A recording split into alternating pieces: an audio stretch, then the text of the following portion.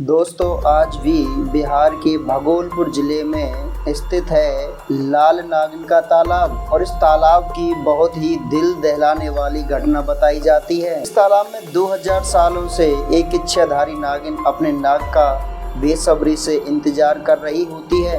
दोस्तों जब इस घटना के बारे में पता चला तो ये घटना हमें अनिल गुप्ता जी ने बताई थी।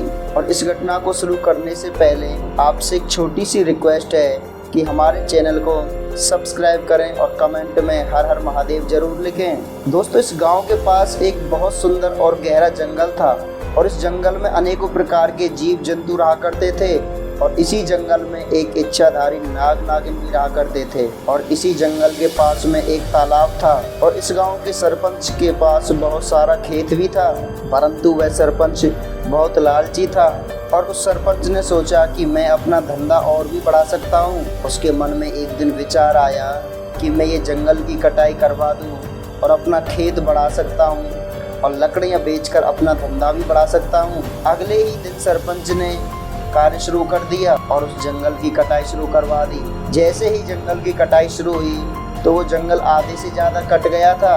तब नाग और नागिन ने विचार किया कि अब हम लोग कहाँ जाएंगे। तब नाग ने सोचा क्यों ना इस सरपंच से बात की जाए और जा कर के नाग उस सरपंच के पास पहुँच जाता है और सरपंच से कहता है कि आप इस जंगल को क्यों कटवा रहे हैं। तब सरपंच कहता है कि मैं इस गाँव का सरपंच हूँ, मैं तुम्हें पूछ करके कोई भी कार्य नहीं कर सकता और मैं बहुत पैसे वाला होना चाहता हूँ, इसलिए मैं इस जंगल को कटवाना चाहता हूँ। और तब नाग से खरी खोटी बातें कहकर वहाँ से भगा दिया और उस सरपंच का काम ऐसे ही चलता रहा। फिर नाग ने सोचा कि अब के और इस सरपंच के पास जाना चाहिए और जब दोबारा नाग सरपंच से बात करने गया तो उसी जगह जंगल में सरपंच काम कर रहा था और नाग ने जाकर के सरपंच से दोबारा वही बात कही और इस बात को सुनकर सरपंच को बहुत गुस्सा आया। सरपंच ने बिना कुछ सोचे समझे उस नाग के ऊपर प्रहार कर दिया और अपनी कुल्हाड़ी से उस नाग का सिर काट दिया।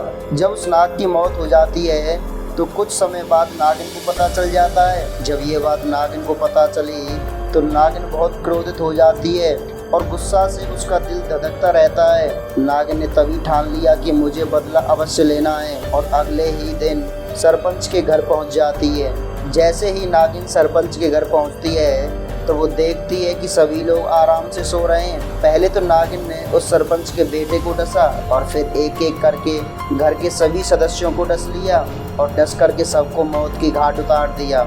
अभी भी इस नागिन का गुस्सा शांत नहीं हुआ था और वह नागिन फिर भी बहुत क्रोधित थी। फिर उस नागिन का कहर गांव के ऊपर बरसने लगा। हर साल उस गांव की फसल नष्ट होने लगी और सभी लोग भूखमरी से मरने लगे। गांव वाले ने जब इसका कारण जानना चाहा तो पास ही में एक शिव मंदिर था और जाकर के गांव के लोगों ने वहां के पुजारी से जब ये पूछा तो पुजारी ने अपनी दृष्टि से देखा तो वह नागिन का क्रोध था। पुजारी जी जाकर के उस नागिन से बातचीत करते हैं और उसको मना लेते हैं। जब पुजारी जी उस नागिन के पास जाते हैं और उससे बात करते हैं तो उससे कारण जानना चाहा। तब नागिन ने सब कारण बता दिया और नागिन ने बताया कि मैं अपने नाग के साथ इस जंगल में बहुत समय से रहती हूँ और ऐसा भी बताया कि यहाँ पर ही हमारे पूर्वज रहा करते थे, परंतु इस सरपंच ने चंद पैसों के लिए इस जंगल को कटवा दिया और मेरे नाग को मार डाला। इसी के कारण मैं गुस्सा होकर के पूरे गांव के ऊपर कहर बन रही हूँ। तब पुजारी जी ने नागिन से कहा आज से ठीक 2500 साल पीछे तेरे नाग का पुनर्जन्म फिर से होगा और इसी तालाब पे आकर के वो तुमसे फिर से मिलेगा। इतना सुन करके नागिन उस पुजारी की बातों से खुश हो जाती है और सभी गांव वालों को वहां से रिहा कर देती है। दोस्तों उसके बाद वह गांव वाले वहां बड़ी खुशी खुशी से रहते हैं और वह नागिन किसी से कुछ नहीं कहती है, परंतु आज भी वह नागिन उसी तालाब पर बैठ करके अपने नाग का बेसब्री से इंतजार करती है। दोस्तों आपका इस घटना के बारे में क्या कहना है, हमें कमेंट करके ज़रूर बताएं और ऐसी इमेजिंग वीडियोज़ के लिए हमारे चैनल को सब्सक्राइब करें और कमेंट में हर हर महादेव लिखें। हर हर महादेव।